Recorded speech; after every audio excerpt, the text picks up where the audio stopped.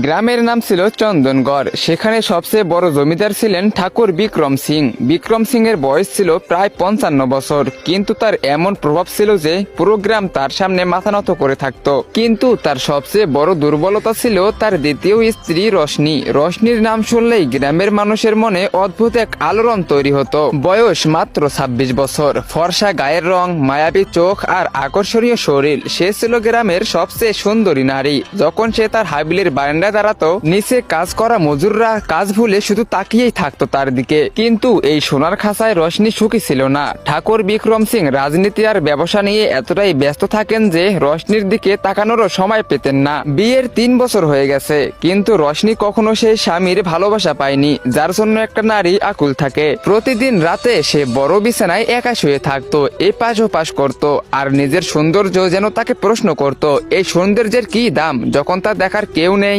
রশনির ভিতরে জমে থাকা আকাঙ্ক্ষা আগুনের মতো জ্বলতে শুরু করছিল। তার দরকার ছিল না দামি গয়না বা কাপড়, সে চাইতো একজন পুরুষের সান্নিধ্য। সে ভিতরে ভিতরে শুকিয়ে যাচ্ছিল, যেন পানির জন্য তৃষ্ণার্ত শুকনো।